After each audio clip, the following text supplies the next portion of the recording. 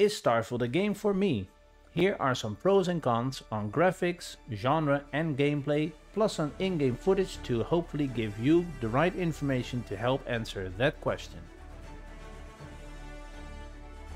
After years of anticipation and excitement over Bethesda's space-themed action role-playing game, we can finally play it. You have stunning landscapes and cities to gaze at when exploring or running missions.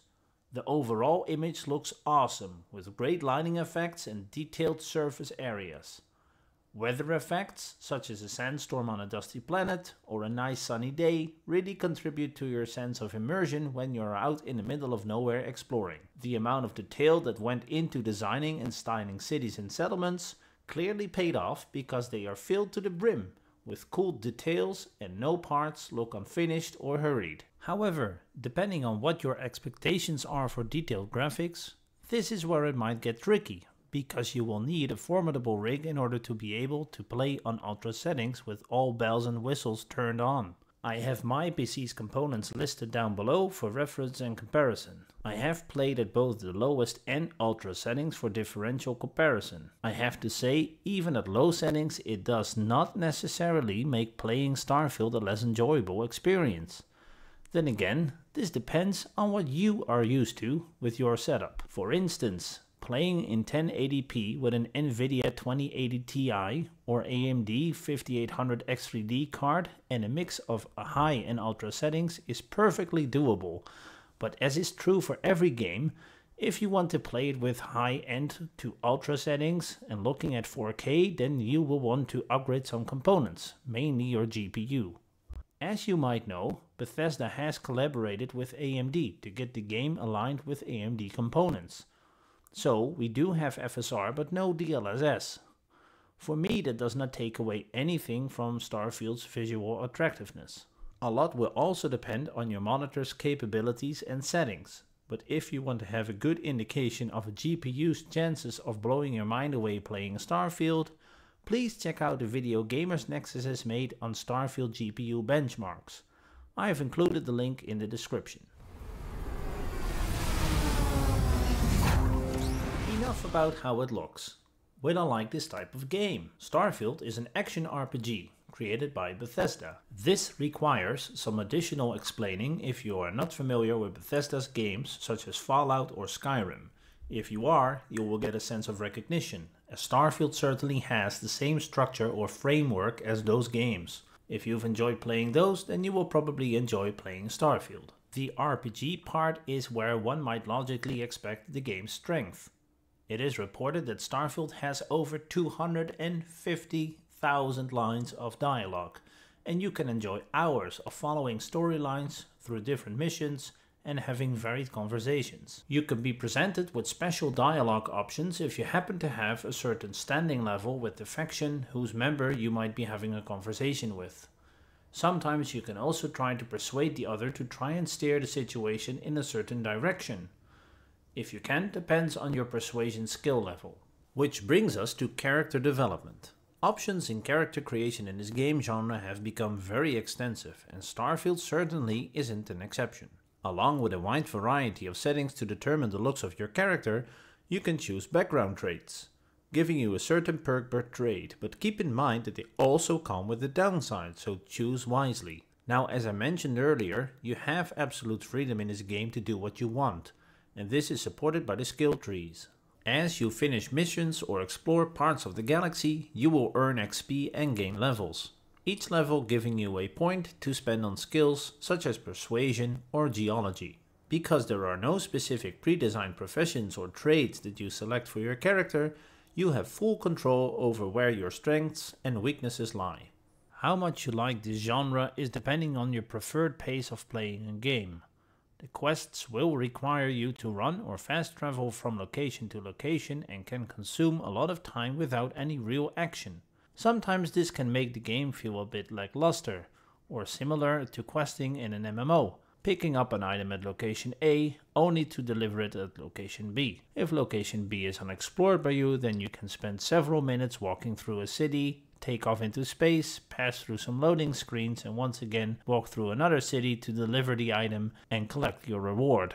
Of course, if you are not that big of a fan of action and shooting, the journey does allow for more than enough star or city gazing. But I have had times where I found myself more wondering about how to progress my character in terms of skills and equipment, or how to procure a certain crafting component than I did about the story, and having the sensation that I was being part of a larger and defined universe. Since there is no standalone tutorial but you get taught on the go, you will have to divide some attention between the game's initial wow moments when it comes to visuals and familiarizing yourself with the UI. Some might argue that Starfield is Skyrim with a science fiction overhaul, but in my opinion that is simply not true. It might feel that way because the studio has applied parts of what worked in Skyrim to Starfield.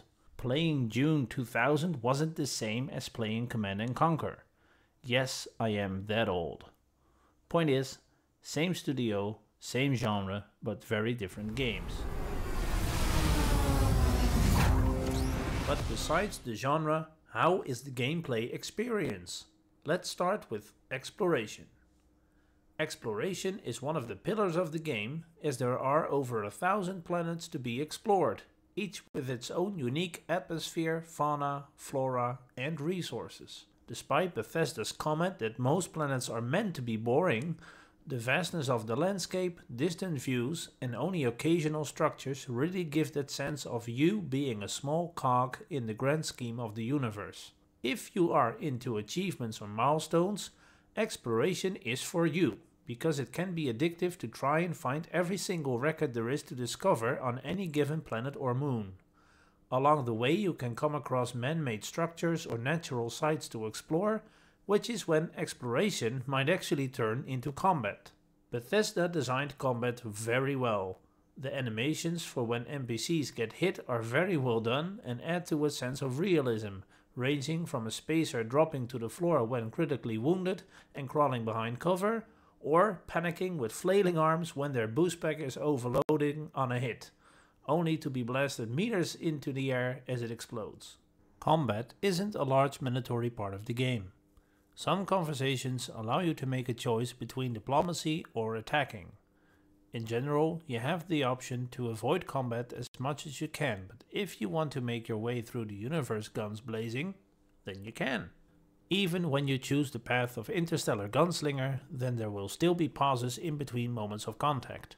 It's not like you will be engaged in combat every single minute, as you will come across pockets of resistance, but you can get into extended contact during certain missions or instances on open terrain. The reward for all your hard work in combat pays off in the form of looting, and boy do we have a lot of different loot. And just to clarify, with looting, I do not exclusively mean cleaning out defeated mobs, but items lying around inside buildings as well. Besides the usual money in the form of credits and some generic items, here is where you can find cool upgrades for your equipment and weapons, in tiers ranging from common to legendary. In case you were wondering where you can find some of your crafting materials, mission locations and random structures you can explore on planets will contain loot one way or another. Just be careful with what you choose to carry, which is an awesome segue into our next point: inventory management. One of the first bumps on the interstellar road you will encounter is in the form of encumberment. Another familiar hallmark in Bethesda's games, this will basically put a soft cap on the amount of weight you can carry around. Once you go over the threshold, then you will use more oxygen, leading to exhaustion faster, but more importantly, you will lose the ability to fast travel, forcing you to either ditch items or overcome your travel distance on foot. The maximum amount you can carry before that happens can be extended permanently through skills or temporarily by equipping certain gear with traits allowing for more carrying capacity or by using consumables. So keep in mind that when you are out exploring you cannot take everything with you that easily. A good solution here is to unload your inventory as much as possible before undergoing any type of mission or exploratory journey.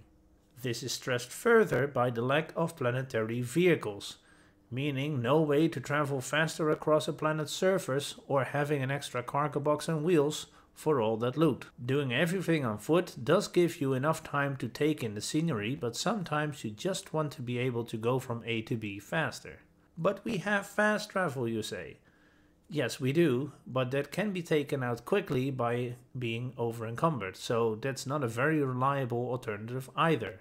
Putting some skill points in fitness will allow you to sprint longer and make it a bit easier for you when covering long distances. Finally, a lot of comparisons have been made between Starfield and other games such as No Man's Sky. One large difference that Starfield has and No Man's Sky does not are loading screens.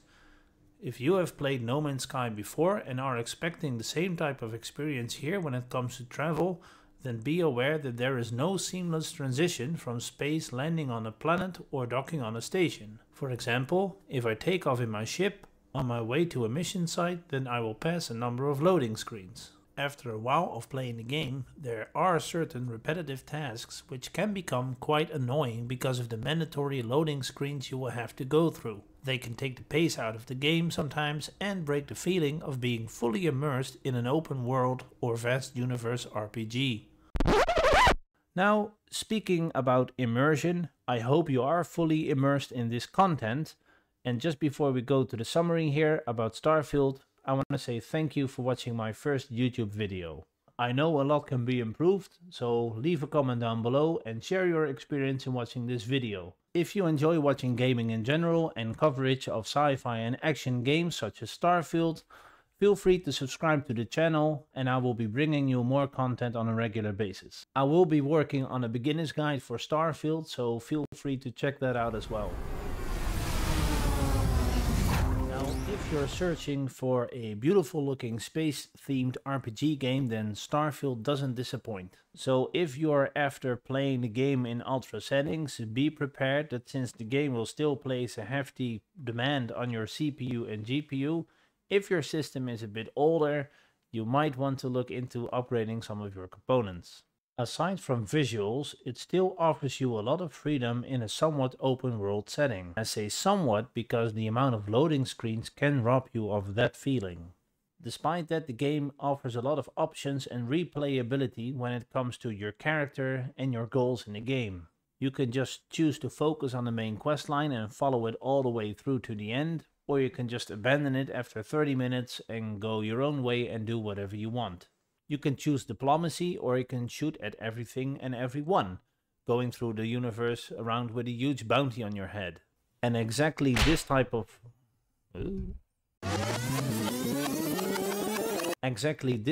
freedom will allow you to just pick a niche and have fun with whatever you choose to do. And let's not forget that the modding community is already hard at work for creating certain quality of life improvements.